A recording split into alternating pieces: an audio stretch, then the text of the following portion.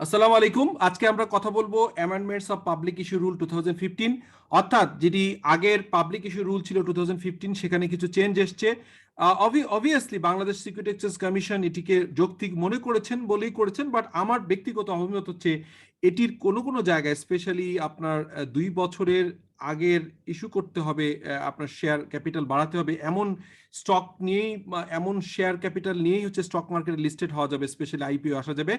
এই প্রভিশনটা আমার কাছে চ্যালেঞ্জিং মনে হয়েছে। স্টিল আমার মনে হয় যে এটিকে রিভিউ করার সুযোগ আছে কিনা, অ্যামেন্ড করার কোনো সুযোগ আছে কিনা, এটি আমার request to the Bangladesh security exchange commission. আমরা একটু চেঞ্জগুলো দেখি। সেটি হচ্ছে বাংলাদেশ সিকিউরিটি এক্সচেঞ্জ কমিশনের যে চেঞ্জটা এসেছিল সেটি হচ্ছে আমি যেমনটি বলছিলাম যে আগস্ট মাসের মাঝামাঝি, in exercise the power of conferred by section 33(1) the Securities and Exchange Commission's Ordinance 1969, the Bangladesh Securities and Exchange Commission BSEC hereby, after prior publication, makes the following amendments to the Bangladesh Securities Exchange Commission Public Issue Rule 2015. Namely, এখানে যেটি হয়েছে, there are 3 new clauses add হয়েছে। সেটি হচ্ছে rule 3 sub rule 2 আন্ডারে নতুন 3টি clause issue হয়েছে। তার ভিতরে প্রথমটি হচ্ছে, it has to submit the banker's certificate along with the bank statement showing deposit of the amount equivalent to the paid up capital duly attested by the managing director or chief executive officer। অর্থাৎ আমরা যে share issue করি, যে নতুন করে issue হয়, সেই ইস্যুর অ্যামাউন্টটা ব্যাংক স্টেটমেন্ট সাপোর্টেড হইতে হবে এবং প্রপারলি অ্যাটাস্টেড হইতে হবে managing director or chief executive officer. এটি নতুন করে অ্যাড হয়েছে। এটি খুবই লজিক্যাল কারণে হয়েছে, এটি নিয়ে কোনো ইনফ্যাক্ট এটি ভালো হয়েছে ফর দ্য কর্পোরেট গভর্নেন্স এবং মোর ট্রান্সপারেন্সির জন্য এটি ভালো হয়েছে। সেকেন্ড পয়েন্ট যেটি, সেটা হচ্ছে, it has not raise paid up capital except issuance of bonus share within the preceding 2 years from the date of application of the public offer. এটি মূলত চ্যালেঞ্জ হয়ে গেছে। ফার্স্ট অফ অল আমি এটার ঘটনাটা বলি, পরে আমি পড়ে এখান থেকে পড়ছি। সেটি হচ্ছে যে আগে যেটি ছিল, আপনি নতুন ইস্যু করে যে কোনো সময় আসতে পারেন, অ্যাটলিস্ট যে অ্যাকাউন্টস নিয়ে আপনি পাবলিক ইস্যুতে আসবেন সেই অ্যাকাউন্টসের রিফ্লেকশন থাকলেই চলতো। বাট এখন বলা হচ্ছে, ধরুন একটা আপনি ফিক্সড প্রাইস মেথডে অথবা আপনার বুক বিল্ডিং এ যে কোনো কারণে একটা কোম্পানি মনে করছেন যে তারা 100 কোটি টাকা প্রি আইপিও ক্যাপিটাল নিয়ে তারা এটি ব্যবসা এই আইপিওতে আসবেন। সো এই লেটস সে 100 কোটি টাকার ভিতরে তারা গত 6 মাস আগে বা 1 বছর আগে তারা 30 কোটি টাকা নতুন হচ্ছে শেয়ার অ্যালোকেট করছে, পেইড আপ করা হয়েছে।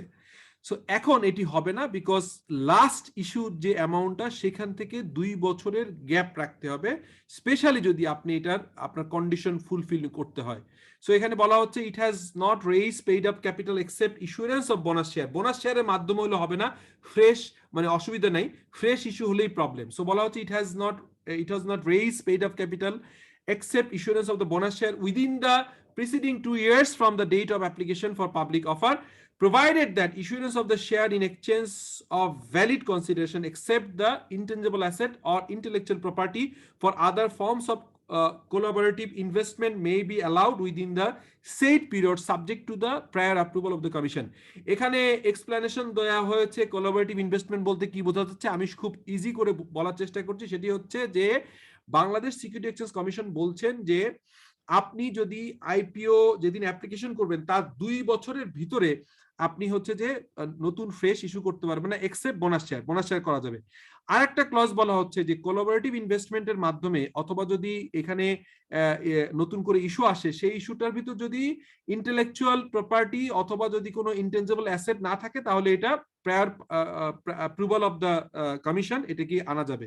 এখন কোলাবোরেটিভ ইনভেস্টমেন্টের সংজ্ঞায় বলা হচ্ছে যে এটি যদি নতুন করে বাংলাদেশের জয়েন্ট ভেঞ্চারে কোনো লোকাল কোম্পানি ইনভেস্ট করে, অথবা যদি অল্টারনেটিভ ইনভেস্টমেন্ট ফান্ড থেকে কোনো ইস্যু হয়, অথবা যদি ফরেন স্ট্র্যাটেজিক ইনভেস্টর হিসেবে কেউ আসে, তাহলে এটাকে প্রায়র অ্যাপ্রুভাল নিয়ে করা যাবে। বাট একটা প্রাইভেট লিমিটেড কোম্পানি যিনি রিসেন্টলি হয়তো পাবলিকে কনভার্ট করেছেন টু ফর আইপিও অ্যাপ্লিকেশন, অথবা পাবলিক লিমিটেড কোম্পানি যাদের last paid up capital fresh ইস্যুর মধ্যে বাড়ানো হয়েছে, সেটি হচ্ছে অ্যাপ্লিকেশন ডেট থেকে এই ইস্যুর ডেটটা মিনিমাম তফাৎ হতে হবে 2 বছর। সো এটা একটি চ্যালেঞ্জিং। অনেক কোম্পানি যারা চিন্তা করছেন আগামী 6 মান্থের ভিতরে আসবেন বা 1 বছরে আসবেন, তাদের জন্য এটি প্রবলেম হয়ে গেল।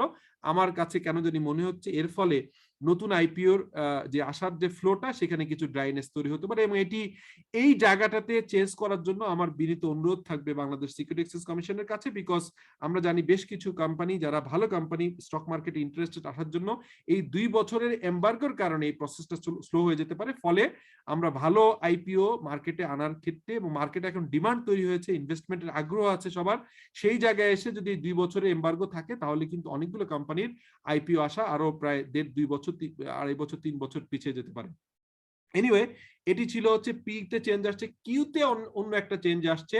ইট has to make public offer for such an amount so that the post initial public offer মানে IPO paid up capital is increase by the following. কি হয়েছে, বলা হচ্ছে যে কারোর যদি আপনার হচ্ছে লেস দেন অর ইকুয়াল হচ্ছে 75 ক্রোর যদি তার প্রি আইপিও ক্যাপিটাল থাকে, তাহলে সে পোস্ট আইপিওর যে মানে যেটুকু সে আইপিওর মাধ্যমে নিবে সেই পার্সেন্টের ইনক্রিজ জন্য 30%-এর অ্যাটলিস্ট হয়।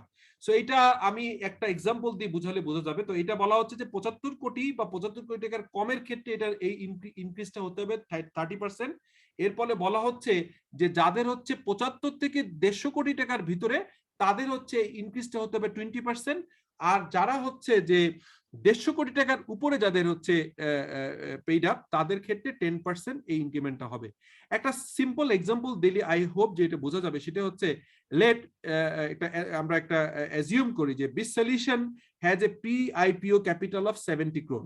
আমরা ধরে নিলাম যে আইপিও তে আসার আগে পেইড আপ ক্যাপিটাল 70 কোটি টাকা আছে। It has a plan to collect IPO proceed 30 crore টাকা। তারা 30 ক্রোর টাকা মার্কেটে নিতে যাচ্ছে। So the increase will be 42%। So এই যে আমরা এখানে দেখছিলাম যে আমরা আগেরটা দেখলাম যে এখানে 75 এর ভিতরে, তাহলে 75 অথবা 75 এর নিচে তাহলে 70 আছে বিস সলিউশন, আর টাকার নিচে 30 ক্রোর যেটা হচ্ছে 42%, তাহলে এই 30% এর বেশি হচ্ছে অ্যাটলিস্ট, তাহলে এটাকে আমরা ধরে নিতে পারি ঠিক আছে।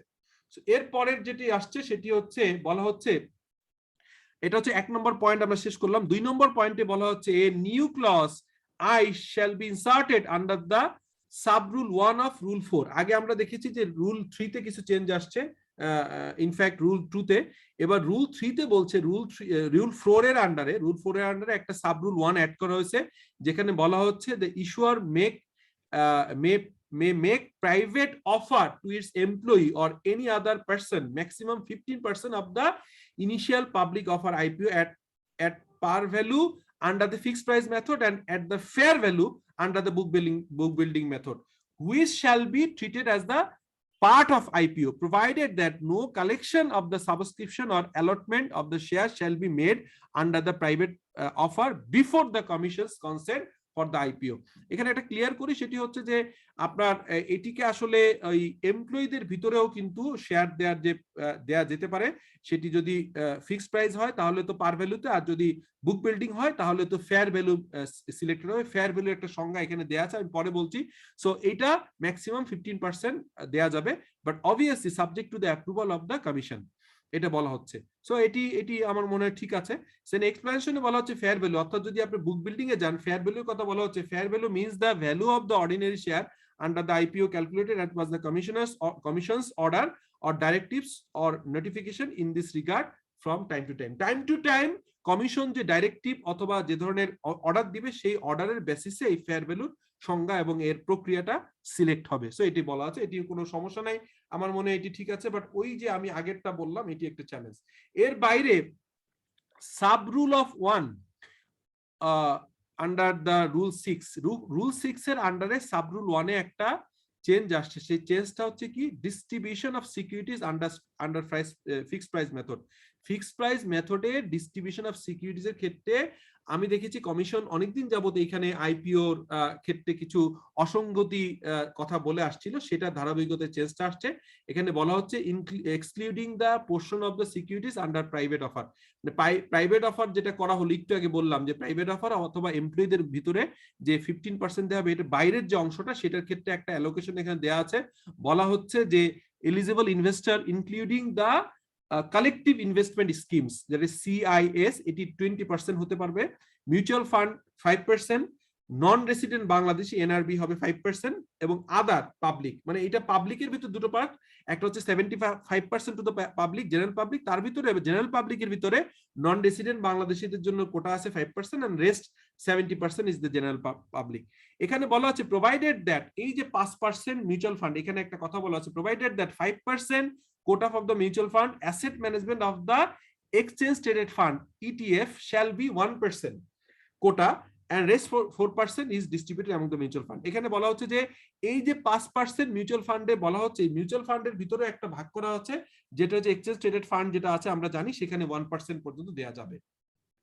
এরপরে আরেকটা বলা আছে provided further that in case of the under subscription of the or non subscription by the asset manager of any exchange traded fund ETF যদি said 1% quota, non-subscribe or under-subscribe portion of security shall be added to the quota of the mutual fund। এই যে একটু আগে বলছিলাম যে 5% total mutual ফান্ডের ভিতরে সেখান থেকে 1% অ্যালোকেটেড হবে এক্সচেঞ্জ ট্রেডেড ফান্ডের ম্যানেজারের কাছে, তো সেই অ্যাসেট ম্যানেজারের কাছে, কিন্তু সেটি যদি ওই অংশটা যদি 1% আন্ডার সাবস্ক্রাইব থাকে, তাহলে রেস্ট অফ দ্য 1% এর পোর্শনটা অ্যালোকেটেড হবে মিউচুয়াল ফান্ডে, আর যদি আনসাবস্ক্রাইব থাকে তাহলে পুরো 5%ই মিউচুয়াল ফান্ড পাবে।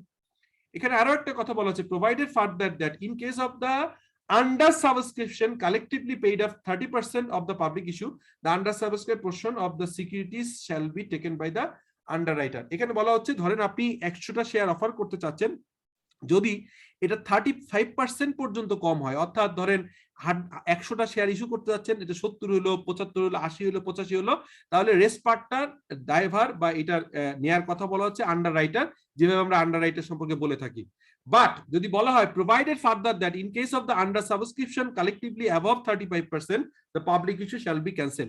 এমন যদি হয় যে আপনি 100টা শেয়ার ইস্যু করতে চাচ্ছেন বা 100 টাকার ইস্যু শেয়ার করতে চাচ্ছেন, সেখানে আপনার হলো মাত্র 50%, যেটা 35% এর বেশি, অথবা 40% শর্টফল হলো, অথবা 45% শর্টফল হলো, shortfall of 35% up to 35% will be taken care of by the underwriters, but এর থেকে বিয়ন্ড হলে তখন এটাকে এই আইপিও প্রসেসটাই ক্যান্সেল করা হবে, এটি বলা হচ্ছে। এর বাইরে আরেকটা জিনিস আসছে 4 নম্বর পয়েন্ট, সেটা হচ্ছে আমি যে মেনশন করতে চাচ্ছি যে পয়েন্টগুলো, 4 নম্বর পয়েন্টে আসছে sub rule of 2 of the rule 6। Rule 6 এর 1 এ, রুল 6 এর আন্ডারে সাব রুল 1 এ একটা চেঞ্জ দেখলাম, সাব রুল 2 তেও একটা প্লেস হয়েছে, চেঞ্জ হয়েছে। সেই চেঞ্জটা কি? Distribution of the securities under the book building method. আমি তো বললাম আগে হচ্ছে যে ফিক্সড প্রাইস, এখন বুক বিল্ডিং এর কথা বলা হচ্ছে excluding the portion of the securities under the private offer. Private অফারের বাদ দিয়ে যে অংশটা, সেটার 25% পাবে হচ্ছে eligible investor including mutual fund এবং হচ্ছে যে আমরা কালেকটিভ ইনভেস্টমেন্ট স্কিম যেটা বলি, এই টোটালটা হবে 25%। এখানে আর অত ভাগাভাগ করা হয় নাই। আর রেস্ট অফ 5%, তাহলে 75% থাকবে হচ্ছে জেনারেল পাবলিক, সেই 75 এর ভিতরে আবার 5% নন রেসিডেন্ট বাংলাদেশি অর্থাৎ এনআরবি দের কাছে অ্যালোকেটেড থাকবে। আচ্ছা, provided that 25% quota of the eligible investor including the mutual fund and the CIS অর্থাৎ collective investment schemes asset management of the exchange traded fund ETF shall be get 1% quota and the rest 25% portion of distributed among the other EIS মানে eligible investors। So এখানে 1% থাকবে হচ্ছে আমি যেমনটি বলছিলাম যে ETF এবং হচ্ছে যে CIS দের ভিতরে, এন্ড বাদ বাকি পোর্শনটা হচ্ছে আদার এলিজিবল ইনভেস্টরদের ভিতরে হবে।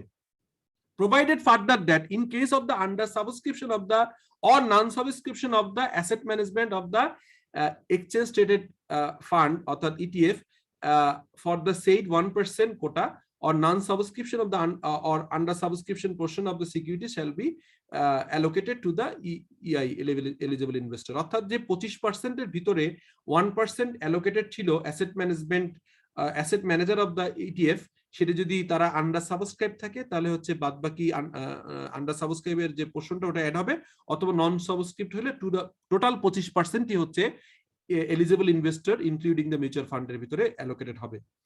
5 নম্বর যে চেঞ্জটা আসছে সেটা হচ্ছে clause D of the rule 10। Rule 10 এর আন্ডারে ক্লজ ডি তে shall be replace by the following clause D of the rule 10। এখানে কি বলা আছে? Shares held by the alternative investment fund or by the foreign investor.